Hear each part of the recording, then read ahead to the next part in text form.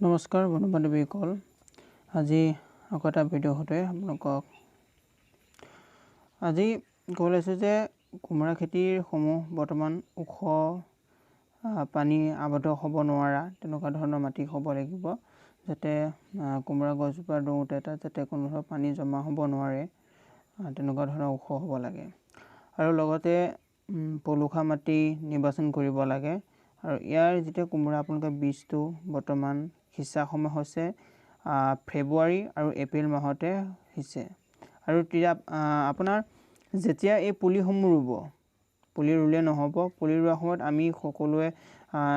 মন গ'লে বৰ্তমান পুলিটো ৰুই দিওঁ সেইভাবে নহ'ব যদি আপোনালোকে পুলিটো ৰুবলৈ মন যায় তেন্তে আপোনালোকে যিখন জেগাত পুলিটো ৰুৱে সেই জেগাখনত বৰ্তমান আপোনালোকে নিৰীক্ষণ কৰিব লাগিব যাতে তাত কোনোবা ধৰণৰ উই পৰুৱা আছে নেকি নাইবা পোক আছে নেকি কিবা জনিত এনেকুৱা পোক আছে নেকি বিষাক্ত জেগাখন ভাল নে বেয়া বীজাণুমুক্ত হয় নে নহয় সেইদৰে আমি প্ৰথমতে চাব লাগিব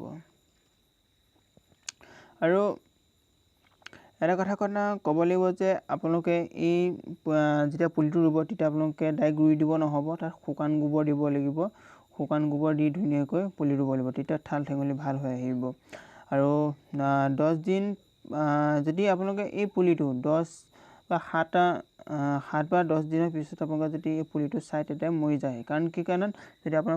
মাটিটো যদি পৰীক্ষা ভালকৈ যদি নকৰে তেতিয়া এই পুলিটো মৰি যোৱা চান্স থাকে কুমৰাবোৰ সাধাৰণতে দুই প্ৰকাৰ থাকে এবিধ হ'ল থলুৱা প্ৰজাতি আৰু এবিধ হ'ল জহা কুমৰা বুলি আৰু এই কুমৰাবোৰ বগাবৰ কাৰণে প্ৰায়ভাগে হেন্দালি দি দিয়া হয় আৰু নাইবা ঘৰৰ চালতো এই বগাবলৈ দিয়া হয় আৰু যেতিয়া কুমৰাটো বৰ্তমান জালি মানে যিটো কুমৰা সৰু কলিটো সেই কুমৰা সৰু কলিটো বৰ্তমান জালি কুমৰা নামে সকলোৱে কয় আৰু এই কুমৰাবোৰৰ প্ৰটিন ছবি আৰু কেলচিয়াম আইৰণ আদি থাকে আৰু ইয়াৰ বাহিৰে আপোনালোকে সাৰ কি প্ৰয়োগ কৰিব যে আপুনি সাৰ প্ৰথম লাগিব আপোনাৰ গৰুৰ শুকান গোবৰ লাগিব আৰু লগতে পচন সাৰ আৰু কেঁচু সাৰ দিব পাৰি আৰু লগতে আপোনালোকে ঘৰতো চাহপাত খায় এই চাহপাত খোৱা যে আপুনি চাহপাতখিনি পেলাই নিদি ধুনীয়াকৈ শুকুৱাই সেইখিনি ধুনীয়াকৈ গুড়িত দিব লাগে মানে গুড়িটোৰ পৰা এবেগেটত আমাৰ হাতটো এবেগেটত ধুনীয়াকৈ সেইবোৰ দিব লাগে যাতে গুড়িটো উচট দিব নালাগে আৰু এটা চাব লাগে যাতে আপোনালোকে যদি গছজোপা শুকাই যায় বা পানী যদি নাপায় সেই পানী দিয়া ব্যৱস্থা কৰিব লাগে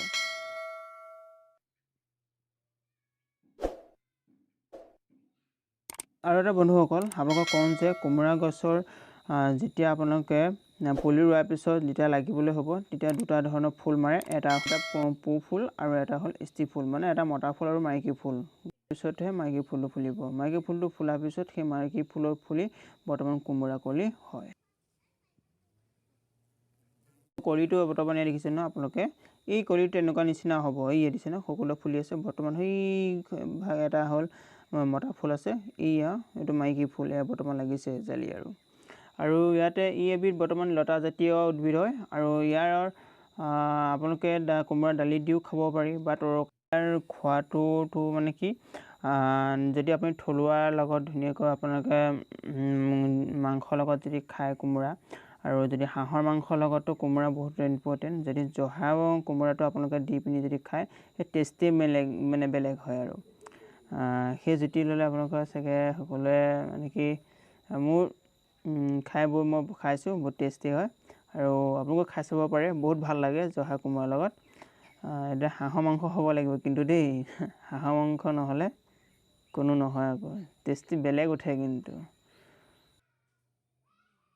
বন্ধুসকল আপোনালোকে চেনেলটো লাইক কমেণ্ট আৰু লগতে ছাবস্ক্ৰাইব কৰি থৈ যাবলৈ কেতিয়াও নাপাহৰিব এনেকুৱা ধৰণৰ কিছুমান খেতি ভিডিঅ' পাই থাকিবলৈ আৰু লগতে আপুনি চেনেলটো শ্বেয়াৰ কৰিবলৈ নাপাহৰিব